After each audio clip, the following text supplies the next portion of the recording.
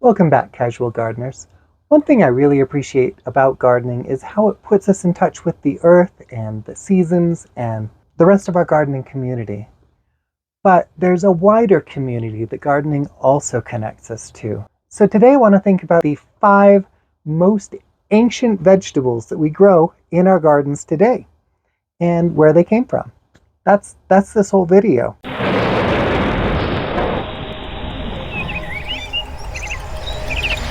In 5th place on our list is wild cabbage. I say wild cabbage because there are a lot of garden vegetables today that are descended from just the one species, Brassica oleracea. So all of our kale and kohlrabi and broccoli and cauliflower and, cabbage and Brussels sprouts, all of those are actually members of the one species, Brassica oleracea. In a sense, they're all just one vegetable. The earliest evidence of their cultivation is in China 4,000 years ago. But cabbage is also known from ancient Greece and ancient Rome 2,500 years ago. Cabbage is believed to have originated in the Middle East because that's where we find all of its wild cousins. Now, the actual history of domestic cabbage may be a lot longer than what we can figure out. And the reason for that is that cabbages are crazy. There is a lot of evidence in the DNA of cabbage that it has been domesticated multiple times, and feral cabbages have escaped back into the wild and mutated and copied genes and mutated those genes and then been re-domesticated. And that's part of where all of this variety in that one species comes from. It also makes it really hard to track down the actual history of cabbage in cultivation. But from what we know, cabbage is in 5th place. Now, the funky mutation that made garlic special among all the alliums probably took place millennia ago somewhere in Asia. Egyptian and Indian records of garlic go back at least 4,000 years, and Babylonian records of garlic go back 4,500 years, which is how we got it in number 4 position. There's evidence of garlic used in China up to 2,000 years ago. Every culture that has grown garlic has attributed to it some sort of medicinal property, probably because it's got so much flavor going on. It's powerful stuff. The ancient Egyptians believed that garlic was capable of treating malignant growths on their bodies. The ancient Greeks used garlic as a performance enhancer in the early Olympics, and the ancient Romans would eat garlic before they went to battle because they believed that it made them stronger, probably because garlic is so very, very strong. And in China, garlic was thought to be a digestive aid when they were eating raw meat for some reason. Wild onions, definitely not like this. This is too big to resemble a wild onion.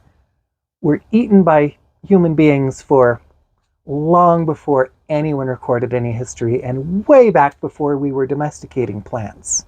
And onions have been domesticated independently by many civilizations in both the Old and the New World. But the earliest evidence we have of domestic onions is from Asia and ancient Persia up to 5,000 years ago.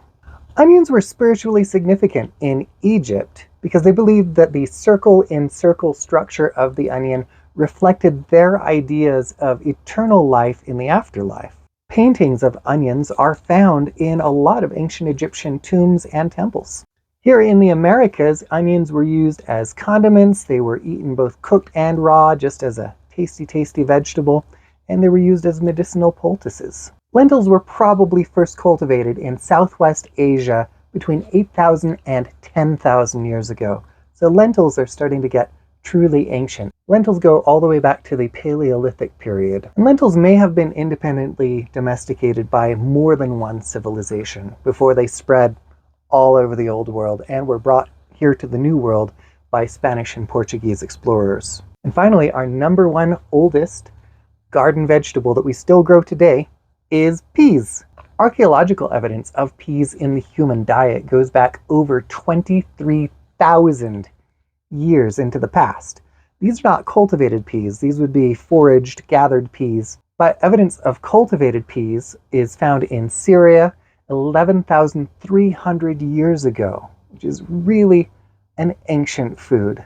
Peas were among the first foods that were cultivated on purpose by humans in civilization. And it's possible that legumes and cereal crops were both like the OG cultivated crops. And that's a really serendipitous thing because legumes eaten with cereals provide whole vegetable protein. So every protein that the human body needs to be healthy is derived that way. So that's where civilization would have gotten the energy for specialization and art and just for culture to really explode. Now, there is one thing about this top 5 list that some of you are probably noticing and not particularly enjoying. You might even be gritting your teeth a little bit and maybe making some angry fists. And if you're not, I'll tell you why maybe these other people are. And that's because you might have noticed that all of that previous list are old world plants that were domesticated in the Mediterranean and in Asia primarily, where old world civilizations come from. Pasty people like me. That's not the whole world. We're leaving off a whole half of the globe. I realized that after doing all my research.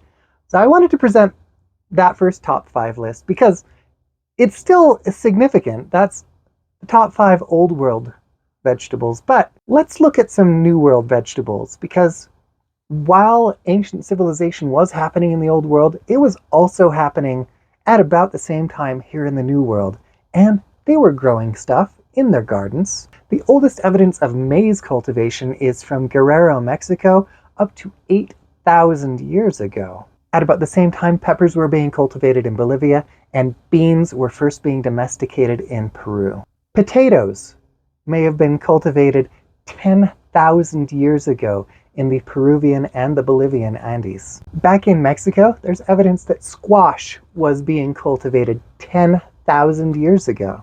Now, while I was researching, I found several mentions of taro as one of the oldest cultivated crops, but I could not find any dates or any estimated time ranges for that cultivation. So I wasn't able to include taro in any list. But I'm thinking about you, Pacific Islanders.